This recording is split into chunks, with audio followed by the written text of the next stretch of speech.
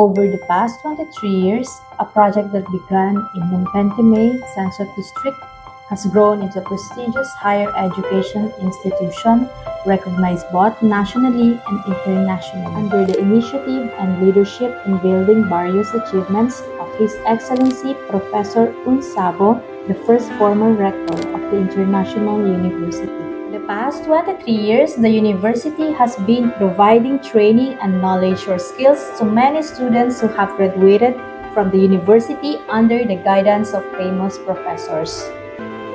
Professors providing training in the field of healthcare, professors providing training in the field of non-healthcare,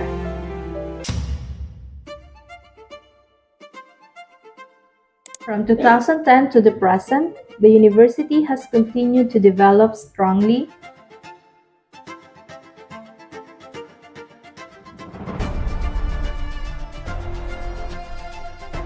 International University has become a foundation of new opportunities for youth, contributing to the advancement of education by expanding its branches across the country. Excellence in education and research,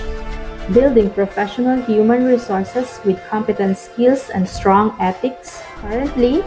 International University has expanded to 9 locations and branches: IU Phnom Penh, IU Kompong Chenang, IU Battambang, IU Pailin, IU Bantay Vinchay, IU Siem Reap, IU Kampot, IU Sebei Rieng, Tri Veng, and Stung Treng. International University currently offers a wide range of specialized programs in both health and non-health fields through 10 faculties. Faculty of Medicines and Pediatrics, Faculty of Dentistry, Faculty of Pharmacy, Faculty of Nursing Sciences, Faculty of Technology and Sciences, Faculty of Humanities and Languages, Faculty of Social Science and Journalism, Faculty of Business Administration and Economics, Faculty of Law, Faculty of Agricultural Sciences and Rural Development. International University has implemented supportive policies for students, including offering employment opportunities and job placement assistance for students during after graduation, providing educational and business loans for students in need. Every year, International University consistently offers numerous scholarships to students across a wide range of specialized fields, from the associate degree, bachelor degrees, to master's degree levels, both within and beyond the healthcare sector, to enhance the quality of education, expand the scope of development, promote innovation, and strengthen the capacity of staff and lecturers. International University has signed Memoranda of Understanding and established cooperation with a wide range of partners, including universities, banks, and numerous national and international companies. International University has participated in a wide range of social and charitable activities, including SEA Games volunteer work, SSYG volunteer activities, SSYG volunteer medical services, tree planting programs, and many other initiatives. The university also promotes a variety of students' activities beyond classroom learning to strengthen interpersonal relationships and enhance the quality of education and research, such as annual study tours, academic fields visits, participation in exhibition and booths, seminars and workshops, hands-on practical training and internships, competitive programs, and social gathering.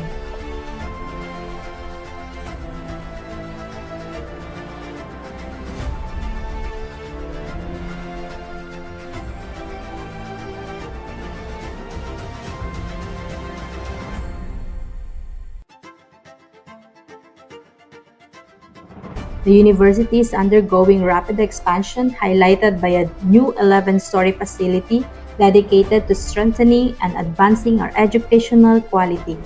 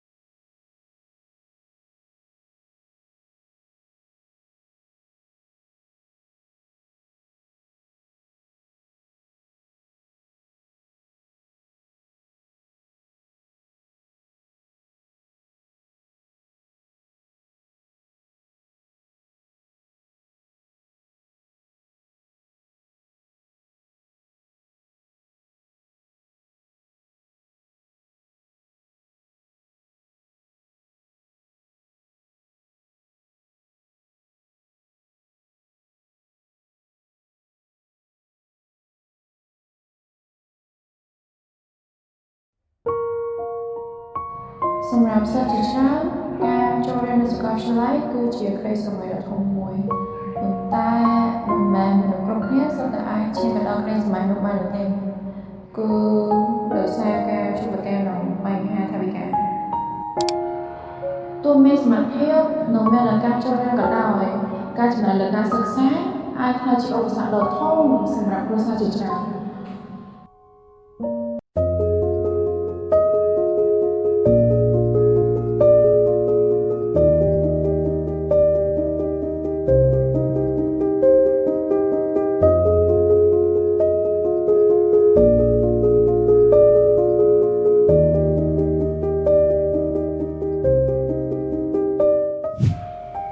ខ្ញុំបារម្ភថាមិនអាចបន្តការសិក្សាបានទៀតទេប៉ុន្តែដោយសារកម្មវិធីឥណទានសិក្សាបានធ្វើឲ្យខ្ញុំមានឱកាសបន្តការសិក្សារហូតដល់សប្តាហ៍ថ្ងៃនេះ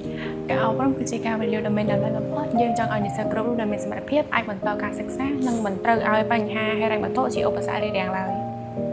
ក្តីសម័យក្នុងការបន្តការសិក្សាមិនគួរត្រូវបានរារាំងដោយបញ្ហាហិរញ្ញវត្ថុឡើយតាមរយៈកិច្ចសហប្រតិបត្តិការរវាងសាកលវិទ្យាល័យអន្តរជាតិនិងគ្រឹះស្ថានមីក្រូហិរញ្ញវត្ថុ Delta យុវជនកាន់តែមានឱកាសទទួលបានការគាំទ្រផ្នែកហិរញ្ញវត្ថុដើម្បីអាចបន្តការសិក្សារបស់ខ្លួនបានដោយមិនចាំបាច់បោះបង់ក្តីស្រមៃ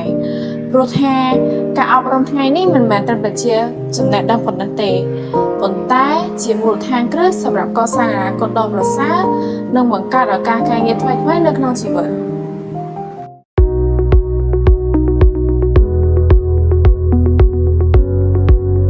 សូមគោរពជំរាបសួរសាស្ត្រាចារ្យបុគ្គលិកអាណាព្យាបាលនិងនិស្សិតទាំងអស់សូមជម្រាបជូនថាចាប់ពីថ្ងៃនេះតទៅបញ្ជាបង់ប្រាក់ថ្លៃសិក្សានិងសេវាផ្សេងៗត្រូវបានផ្លាស់ប្ដូរទីតាំងមកអគារសិក្សាថ្មីជាន់ផ្ទាល់ដីក្នុងការិយាល័យផ្ដល់ព័ត៌មាននិងចុះឈ្មោះដើម្បីផ្ដល់ភាពងាយស្រួលក្នុងការសាកសួរព័ត៌មាននិងបង់ប្រាក់នៅទីតាំងតែមួយផ្ទាល់តែម្ដងសូមអញ្ជើញមកទទួលសេវានិងបង់ប្រាក់នៅទីតាំងថ្មីដែលស្ថិតនៅជាន់ផ្ទាល់ដីនៃអគារសិក្សាថ្មីរបស់សាកលវិទ្យាល័យអន្តរជាតិសូមអរគុណ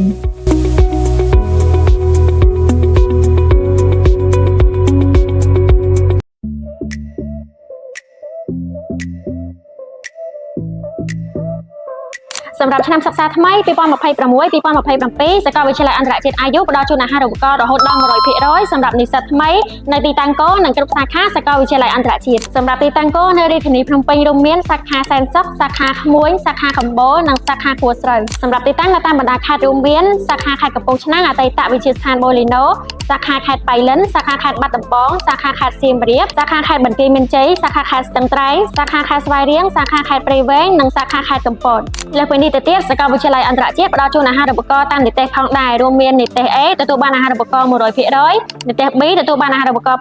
80% និទេស C ទទួលបានអាហារូបករណ៍ 70% និទេស D ទទួលបានអាហារូបករណ៍ 60% និងនិទេស E ទទួលបានអាហារូបករណ៍ 50% ផងដែរសាកលវិទ្យាល័យអន្តរជាតិផ្ដល់ជូនអាហារូបករណ៍ទៅលើជំនាញសិក្សាជាច្រើនដូចជាជំនាញគណនេយ្យជំនាញទីផ្សារជំនាញច្បាប់ជំនាញសំណង់ស៊ីវិលជំនាញស្ថាបត្យកម្មជំនាញបច្ចេកវិទ្យាជំនាញធនាគារនិងហិរញ្ញវត្ថុជំនាញគ្រប់គ្រងពាណិជ្ជកម្មជំនាញរដ្ឋបាលសាធារណៈជំនាញអក្សរសាស្ត្រអង់គ្លេសជំនាញសារព័ត៌មានជំនាញសន្តាគារនិងទេសចរជំនាញវិស្វកម្មអគ្គិសនីនិងអេឡិចត្រូនិកជំនាញវិទ្យាសាស្ត្របរិស្ថាននិងជំនាញជាច្រើនទៀតដែលកំពុងបណ្ដុះបណ្ដាលនៅសាកលវិទ្យាល័យអន្តរជាតិសម្រាប់អាហារូបករណ៍នេះនឹងទទួលបានរយៈពេល4ឆ្នាំសម្រាប់បងប្អូនដែលទទួលបាននិទេស A និទេស B និទេស C ត្រូវមកដាក់ពាក្យអាហារូបករណ៍ឲ្យបានមុនថ្ងៃទី30ខែវិច្ឆិកាឆ្នាំ2026ខាងមុខនេះសម្រាប់ការបរិច្ឆេទចុះឈ្មោះចូលរៀនឆ្នាំសិក្សាថ្មីចាប់ពីថ្ងៃទី14ខែកញ្ញាឆ្នាំ2026សម្រាប់វគ្គច័ន្ទសឹកនិងថ្ងៃទី19ខែកញ្ញាឆ្នាំ2026សម្រាប់វគ្គចុងសប្តាហ៍ចុះរៀននៅឆ្នាំសិក្សាថ្មី2026-2027នៅសាកលវិទ្យាល័យអន្តរជាតិបាយ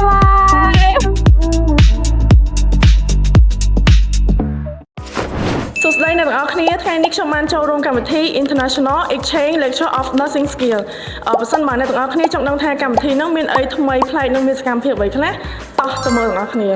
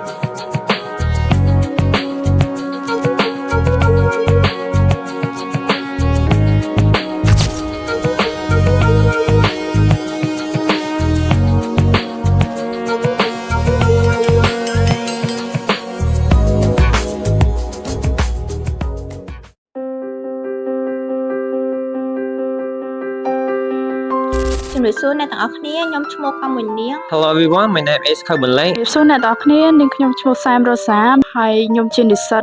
ឆ្នាំទី4បញ្ញាបត្រកលានុបដ្ឋាហើយថ្ងៃនេះដែរនាងខ្ញុំមានកិត្តិយសដែលបានចូលរួមក្នុងកម្មវិធី International Exchange Lecture of Nursing Skill នៅក្នុងកម្មវិធីហ្នឹងមានសាស្ត្រាចារ្យកូរ៉េគាត់បានបង្រៀនយើងពីជំនាញកលានុបដ្ឋាដូចជាការរៀនពី theory practice ពីការដាក់សង្នោមការចាក់តសៃវ៉ែននិងការបូមស្លាប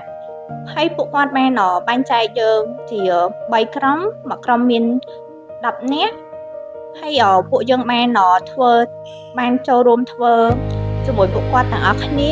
មានអារម្មណ៍ថាវាប្លែកហើយអត់ដែរធ្វើអញ្ចឹងពីមុនមក And today I'm very thankful for this opportunity with PMC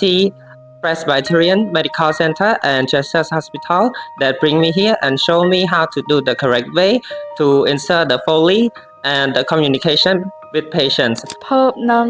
ខុសប្លែកដោយសារតែទទួលបាននៅចំណេះដឹងថ្មីនិងបទពិសោធន៍ថ្មីបន្ថែម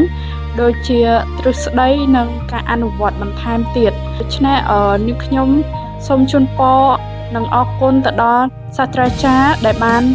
ខិតខំបង្រៀនពួកខ្ញុំនៅក្នុងថ្ងៃនេះ And thank you for all of them, and I hope to see them in the future. មានសុខភាពល្អនិងធ្វើដំណើរទៅកូរ៉េដោយសុវត្ថិភាព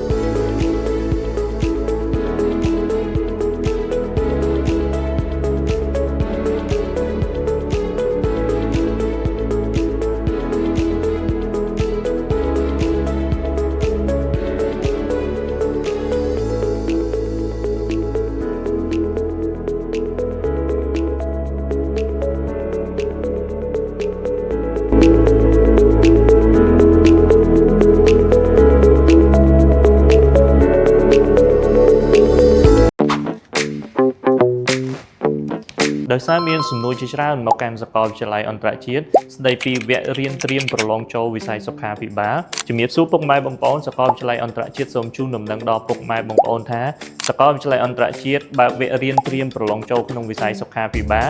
ដោយចាប់ទទួលពាក្យចូលឈ្មោះចូលរៀនចាប់ពីថ្ងៃនេះតទៅនិងចូលរៀននៅថ្ងៃទី7ខែកញ្ញាឆ្នាំ2026ដែលបង្ហាត់បង្រៀនដោយលោកគ្រូអ្នកគ្រូដែលមានចំណេះជំនាញនិងបទពិសោធន៍ជាច្រើនឆ្នាំទៅលើការបណ្ដុះបណ្ដាលវគ្គត្រៀមប្រឡងចូលវិស័យសុខាភិបាលសម្រាប់ព័ត៌មានបន្ថែមសូមទំនាក់ទំនងមកកាន់សាកលវិទ្យាល័យអន្តរជាតិតាមរយៈលេខទូរស័ព្ទឬក៏មកកាន់ទីតាំងផ្ទាល់នៃសាកលវិទ្យាល័យអន្តរជាតិជួបគ្នាឆ្នាំសិក្សាថ្មីនៃសាកលវិទ្យាល័យអន្តរជាតិសូមអរគុណសូមជម្រាបលា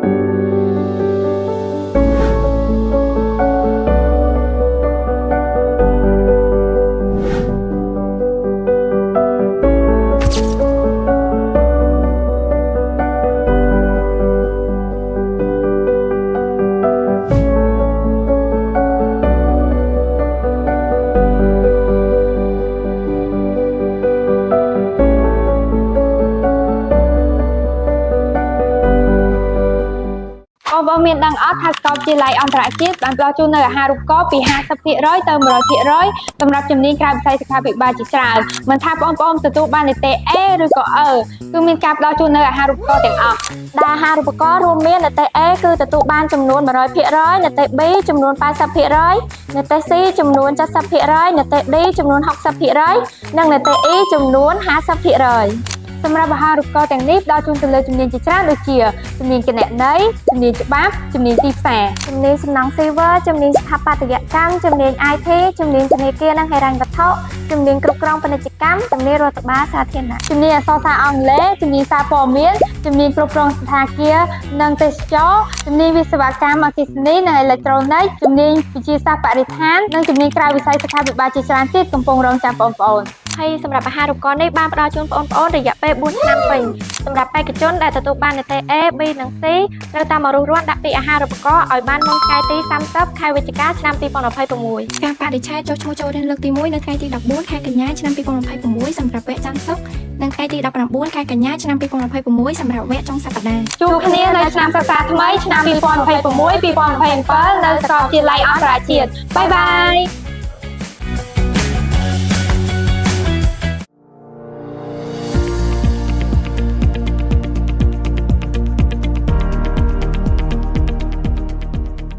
បាទសូមគោរពជំរាបសួរអាយដាមជំទាវលោកស្រីគណៈជាបាលក្មួយសិស្សានុសិស្សនិស្សិតទាំងអស់នៅខេត្តបន្ទាយមានជ័យបាទខ្ញុំបាទសូមអនុញ្ញាតគោរពជំរាបជូនថាបាទឆ្នាំសិក្សា2026-2027នេះសាកលវិទ្យាល័យអាជាតិសាខាខេត្តបន្ទាយមានជ័យរបស់យើងបាទរៀបចំលក្ខណៈសម្បត្តិគ្រប់គ្រាន់រួចរាល់ដើម្បីស្វាគមន៍ដល់ក្មួយសិស្សានុសិស្សនិស្សិតទាំងអស់ដែលនឹងចូលរៀនបាទថ្នាក់ឧត្តមសិក្សាចាប់ពីកម្រិតបញ្ញវត្ថុរងថ្នាក់បញ្ញវត្ថុនិងថ្នាក់បញ្ញវត្ថុជាន់ខ្ពស់បាទក្នុងឆ្នាំសិក្សា2026-2027នេះបាទសាកលវិទ្យាល័យអាជាតិមានការបណ្ដុះបណ្ដាលបាទចំនួន4វេនគឺយើងមានវេនពេលព្រឹកវេនពេលរសៀលវេនពេលល្ងាចនិងវេនសៅរ៍អាទិត្យបាទយើងមានមហាវិទ្យាល័យចំនួន10បាទសម្រាប់ស្វាគមន៍ទៅដល់ក្មួយសិស្សានុសិស្សនិស្សិតរបស់យើងមហាវិទ្យាល័យវិទ្យាសាស្ត្រសុខាភិបាលគឺយើងមានការបណ្ដុះបណ្ដាលកម្រិតថ្នាក់វិជ្ជបណ្ឌិតថ្នាក់អសតការីបាទថ្នាក់តនបណ្ឌិតថ្នាក់បញ្ញាបត្រសុខភាពសាធារណៈថ្នាក់បញ្ញាបត្រគលិនបដ្ឋាននិងបញ្ញាបត្រឆ្មបបាទហើយយើងមានការបណ្ដុះបណ្ដាលកម្រិតបញ្ញវត្ថុរងបាទលើជំនាញថែទាំវិទ្យាសាស្ត្រគឺថ្នាក់បញ្ញវត្ថុរងគលិនបដ្ឋានថ្នាក់បញ្ញវត្ថុរងឆ្មបថ្នាក់បញ្ញវត្ថុរងតន្តគលិនបដ្ឋានថ្នាក់បញ្ញវត្ថុរងវិទ្យាសាស្ត្រវិទ្យាសាស្ត្រថ្នាក់បញ្ញវត្ថុរងវិទ្យាសាស្ត្រនិងថ្នាក់បញ្ញវត្ថុរងជាបាលចលនាបាទលក្ខខណ្ឌនៃការចូលរៀនសម្រាប់វិស័យសុខាភិបាលគឺក្មួយនិស្សិតទាំងអស់ត្រូវតែប្រឡងជាប់សញ្ញាបត្រមធ្យមសិក្សាទុតិយភូមិជាមុនបន្ទាប់មកក្មួយត្រូវប្រឡងចូលរៀនថ្នាក់ជាតិក្នុងវិស័យសុខាភិបាលដែលមានវិញ្ញាសាចំនួន3មុខវិជ្ជាដែលក្មួយត្រូវត្រៀមលក្ខណៈបានគ្រប់គ្រាន់ទី1គឺគណិតវិទ្យាទី2គីមីវិទ្យាទី3ជីវវិទ្យាបាទហើយការបណ្ដុះបណ្ដាលវិស័យសុខាភិបាលនេះបាទតម្រូវមានការប្រឡងចូលរៀនជាមុនហើយការប្រឡងនេះគឺនឹងរៀបចំនៅរាជធានីភ្នំពេញបាទលក្ខណៈទូទាំងប្រទេសបាទហើយមណ្ឌលប្រឡងក្រសួងសុខាភិបាលនឹងជម្រាបជូនក្មួយជាសិស្សានុសិស្សនៅពេលខាងមុខបាទអ្វីដែលខ្ញុំអាចជម្រាបជូនបាននៅពេលនេះគឺសម័យប្រឡងគឺនឹងប្រព្រឹត្តទៅក្នុងកំឡុងខែតុលាឆ្នាំ2026នេះសម្រាប់ការប្រឡងចូលរៀនថ្នាក់ជាតិក្នុងវិស័យសុខាភិបាលបាទមហាវិទ្យាល័យទី2គឺមហាវិទ្យាល័យបច្ចេកវិទ្យានិងវិទ្យាសាស្ត្រមហាវិទ្យាល័យនេះក៏មានការបណ្ដុះបណ្ដាលកម្រិតបញ្ញវត្ថុរងបញ្ញវត្ថុនិងបញ្ញវត្ថុជាន់ខ្ពស់ផងដែរហើយយើងមានជំនាញឬក៏ថ្នាក់វិស្វកម្មសំណង់ស៊ីវិលបាទស្ថាបត្យកម្ម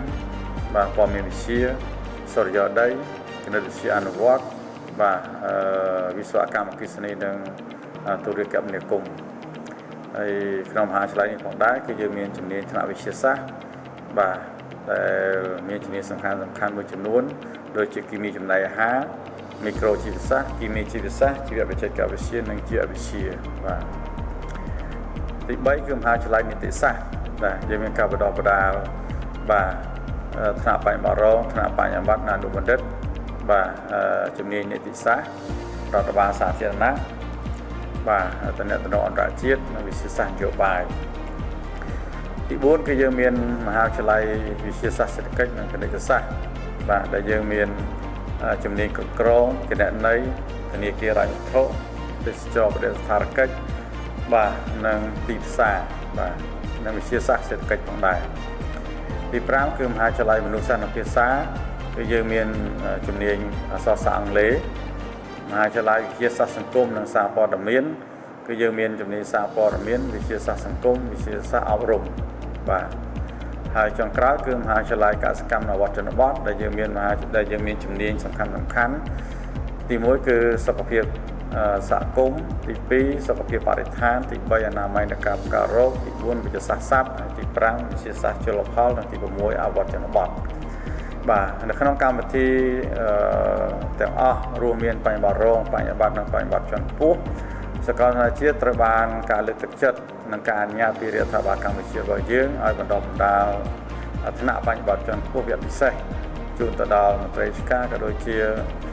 និស្សិតរបស់យើងអ្វីដែលខ្ញុំចង់គោរពជំរាបជូនបន្ថែមនៅក្នុងឆ្នាំសិក្សា2020-2027នេះគឺសាកលវិទ្យាល័យជាតិសាខាខេត្តបន្ទាយមានជ័យរបស់យើងមានផ្ដល់អាហារូបករណ៍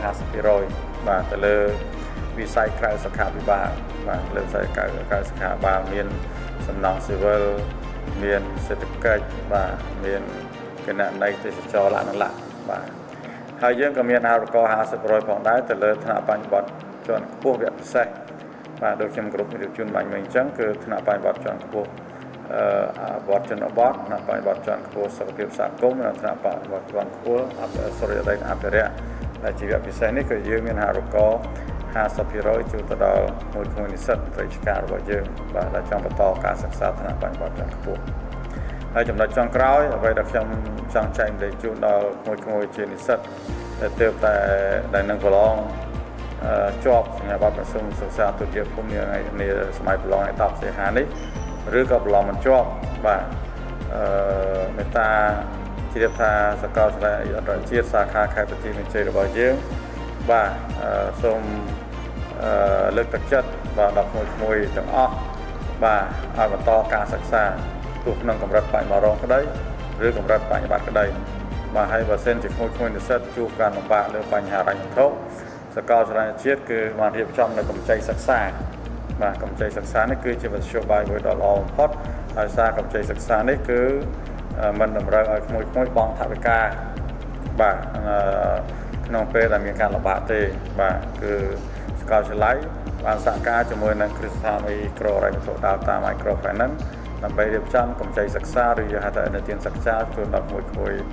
សិស្សានុសិស្សទាំងអស់សម្រាប់ការសិក្សាថ្នាក់បញ្ញវន្តរងថ្នាក់បញ្ញវន្តឬក៏ថ្នាក់អនុបណ្ឌិតឬក៏ថ្នាក់វិជ្ជាបណ្ឌិតអសន្នការីតំបណ្ឌិតដាក់នឹងឡាបាទហើយ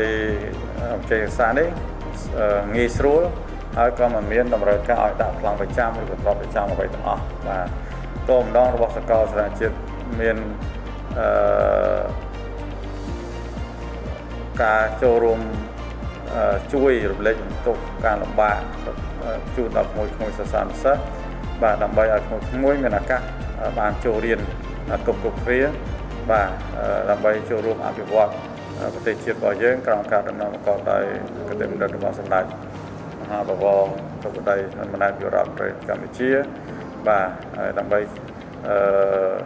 ចូលរួមអនុវត្តនៅយុទ្ធសាស្ត្របញ្ញកម្មដំណាក់កាលទី1ផងបាទចូលរួមអភិវឌ្ឍនៅមូលធនមនុស្សជារួមនៅកម្ពុជាហើយជាពិសេសគឺដើម្បីចូលរួមអភិវឌ្ឍខេត្តបន្ទាយមានជ័យរបស់យើងដោយសារសាកលវិទ្យាល័យជាតិជាគ្រឹះស្ថានឧត្តមសិក្សាដែលបណ្ដុះបណ្ដាលវិស័យសុខាភិបាលបាទដូច្នេះនៅទីនេះនៅក្នុងខេត្តបន្ទាយមានជ័យនេះយើងនឹងត្រៀមឲ្យមានវគ្គបំពេញបាទសម្រាប់ក្មួយជាសិស្សានុសិស្សដែលនឹងប្រឡងចូលរៀនក្នុងវិស័យសុខាភិបាលនៅពេលខាងមុខនេះគឺយើងនឹងបើកមានវគ្គបំពេញលើមុខវិជ្ជាគីមីគណិតជីវៈនៅទីនេះបាទដូច្នេះសម្រាប់ក្មួយដែលមានបំណងធ្វើការសិក្សាវគ្គបំពេញសូមតាក់ទងការឡាយព័ត៌មាននិងចុះឈ្មោះនៅសាកលវិទ្យាល័យជាតិសាខាខេត្តបន្ទាយមានជ័យរបស់យើងដើម្បីបានព័ត៌មានពិស្ដារ ហើយនឹងដើម្បីចុះឈ្មោះចូលរៀនវិទ្យាព័ន្ធបានតាន់ពេលវេលាដើម្បីត្រៀមការប្រឡងចូលរៀនដែលនឹងប្រព្រឹត្តទៅនៅខែតុលាឆ្នាំ2026ខាងមុខនេះសម្រាប់កម្រិតឧត្តមសិក្សាហើយសម្រាប់កម្រិតបញ្ញបារោនឹងរៀបចំការប្រឡងចូលរៀននៅក្នុងខែធ្នូឆ្នាំ2026ខាងមុខនេះ